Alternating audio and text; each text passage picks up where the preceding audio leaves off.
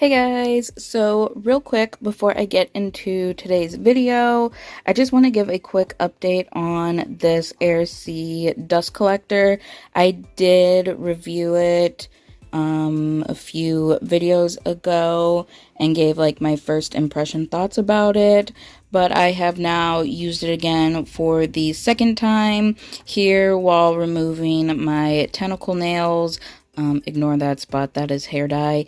Anyhow, so I have some more opinions on this dust collector. So to start off, I want to talk about these little sensor buttons here.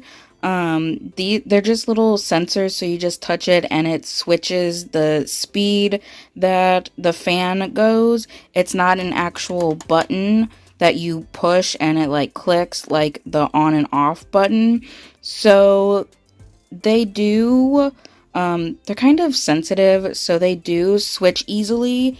And for reference, I usually sit with my dust collector on my desk drawer like this, and I'll be like leaning up against it kind of, and I will accidentally bump into these. And like I said, because they are sensors and not an actual button, they do switch easily. So I'll be in the middle of filing and accidentally hit one of these ones and it'll slow the fan down. And I typically use it on the highest setting.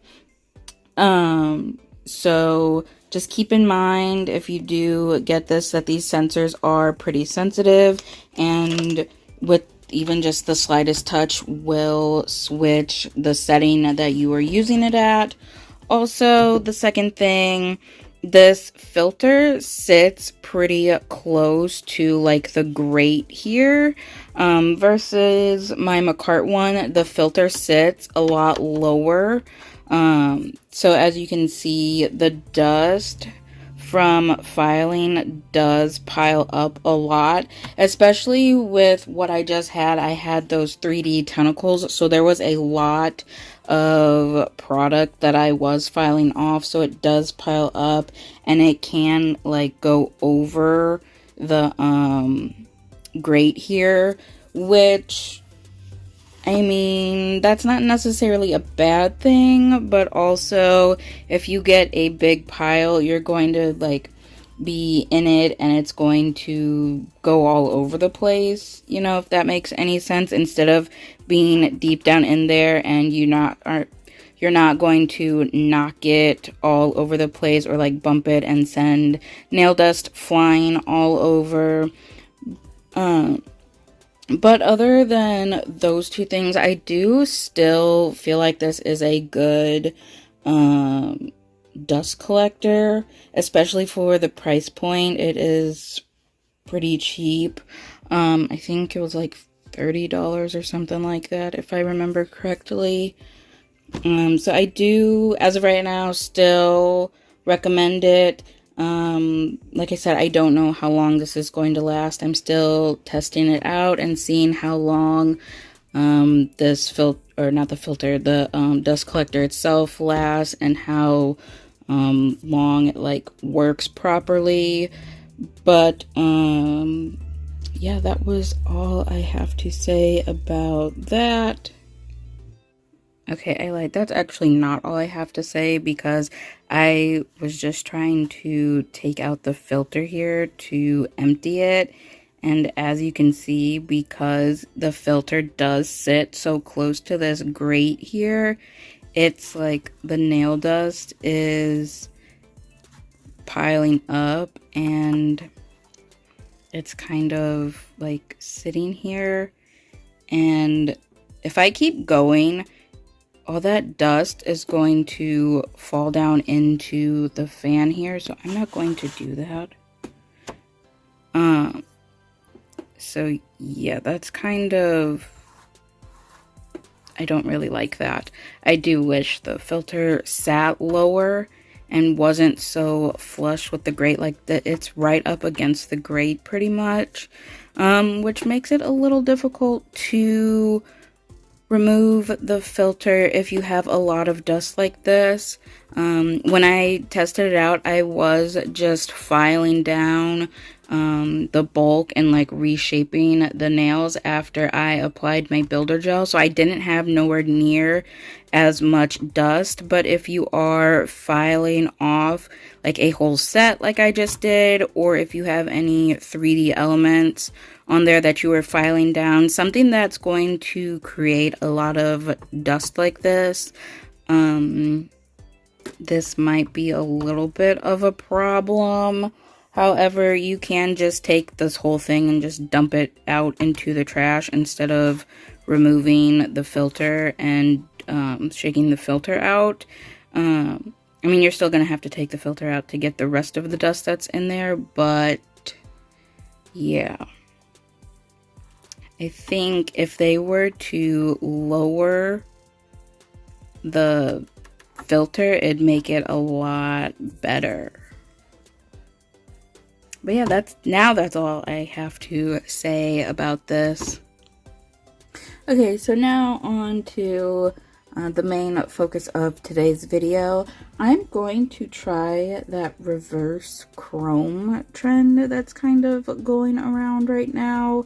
I saw a couple videos on TikTok and I saw like one on Instagram, and I thought it was really cool and like a little bit of an easier way to do like isolated chrome designs instead of you know, painting the nail and then like top coating it with like a matte top coat, buffing it so that way the chrome doesn't stick to your background, and then drawing on the design with your top coat. I thought doing this like reverse chrome would be a little bit easier. So we're going to test that out and see. So these are just the tips that I'm going to be using.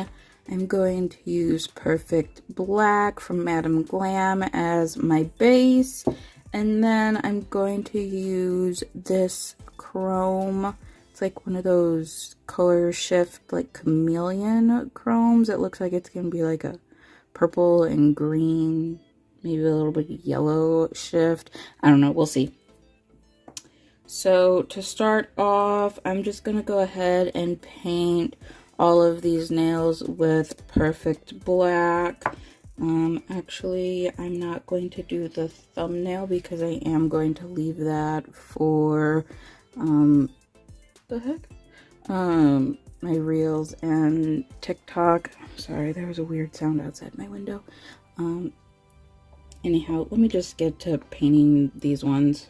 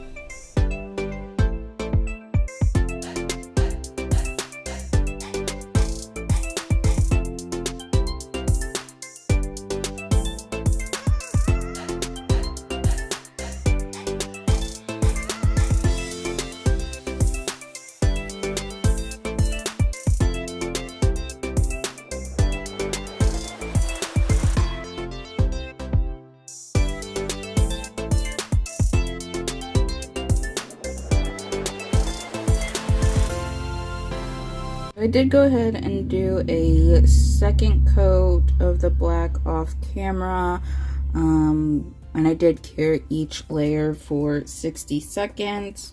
Now I'm going to take my shiny top coat from LGN and top coat. I'm going to do this one at a time because it works better that way. So set that to the side. I'm gonna go ahead and top coat this nail. I really like the LGN shiny top coat for chrome. I feel like it works really well with it because sometimes certain top coats don't work as well with chrome, but this one works really well. And then I'm going to go ahead and cure that for 15 seconds. Okay, so now that that's cured, I'm gonna go ahead and open this chrome powder that I have here, get my little applicator, and just rub the chrome on.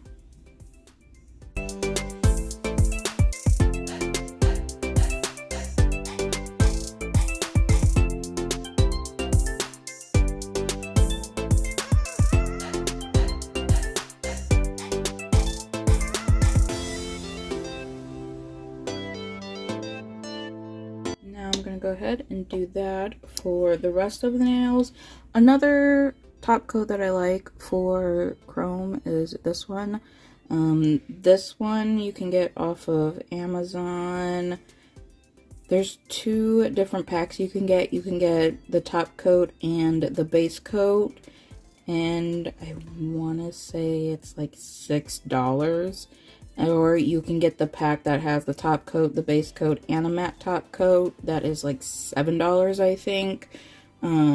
I don't like the matte top coat of this brand, though. It's not that great. But the base coat and the top coat, like the shiny top coat from this brand, are really good. So if you don't want to spend the money on the LGN brand, because it is a little more expensive, I think.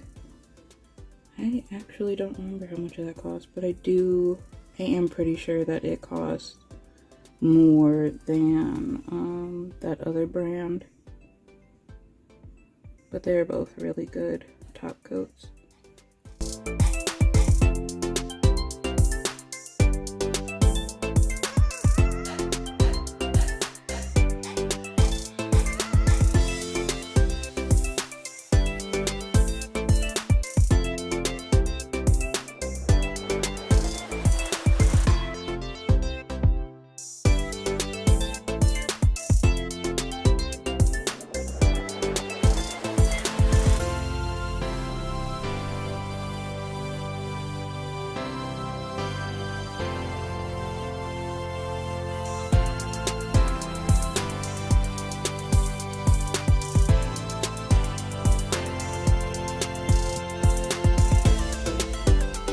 So for this now, I'm going to try applying the chrome a little bit differently. Instead, I'm going to use this silicone tool that I use usually for like the sculpting gels. I've seen people use these before to apply chrome. I've never tried it. I always just go with the little sponge applicators, but I'm curious to see. And I don't think I like it. I feel like I'm using way more chrome powder than what I usually do with the little sponge applicator. Like, I have to keep dipping back into that. I've also seen people use their finger to rub on the chrome, which is fine, but if you do that, make sure you're wearing a glove, because the top coat underneath is not fully cured, and as we all know, uncured gel can lead to allergies, so just be aware if you are going to rub it in with your finger to make sure you are wearing a glove. And yeah, so I don't like using a silicone tool to apply the chrome. I'm going to stick with my little sponge things. It holds the chrome on there better, and I don't have to keep dipping into it. But here are the nails with the chrome. Okay, so now I am going to take this top coat, and this is what I'm going to use to draw the little designs on. Okay, so now I'm just going to go in and do a design. I am using an 11mm liner brush for this. 11mm is my go-to for nail art, and I'm going to keep this simple and do something easy because you really kind of only get one shot at this, because if you wipe it off, you're going to wipe off all the chrome. So to be safe, I'm just going to kind of do a little squiggly design.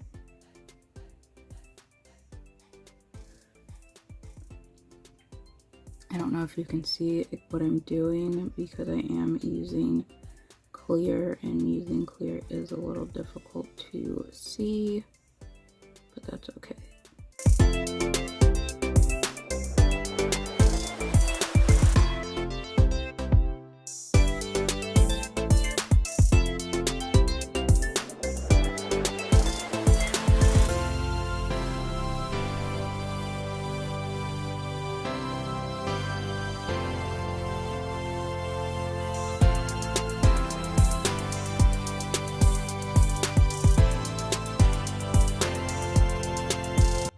Okay, now I'm gonna go ahead and cure that for 60 seconds. Now that that's cured, I'm going to take a lint-free wipe with some alcohol and just rub that off to remove the rest of the chrome powder. And that's what that looks like. It actually came out really good. Got a little close there, but that's my fault. It's actually really cool, and like I said, that makes it a whole lot easier to do isolated chrome design instead of doing it the other way, where you put the top coat down first and then the chrome powder on top. So if you do struggle with doing isolated chrome designs, try out this way because it is a lot easier. So I'm just gonna go ahead, do the rest of these 3 nails, and we'll see how this all comes together.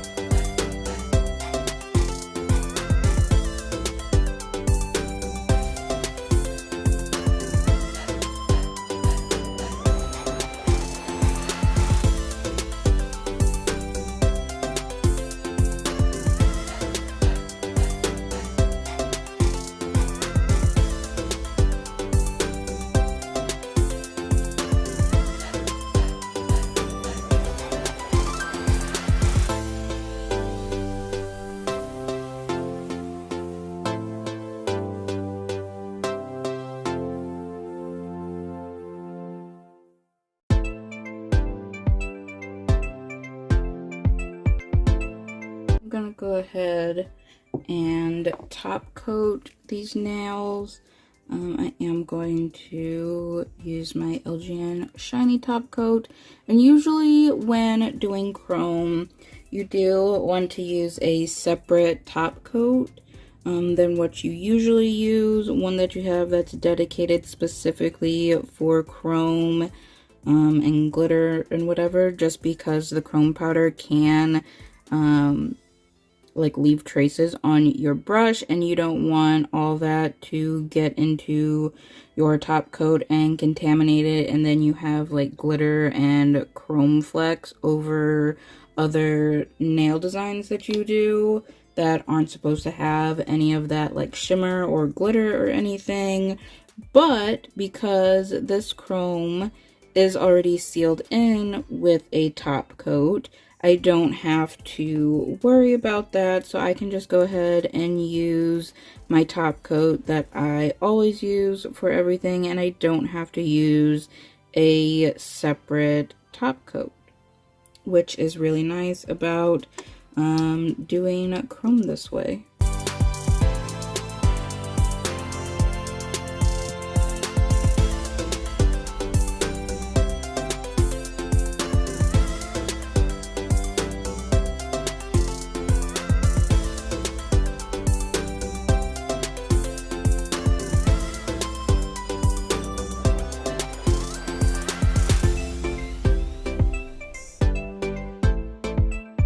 So here are the finished nails. As you can see, I did get a little brave here with the middle nail and decided to try a flame design.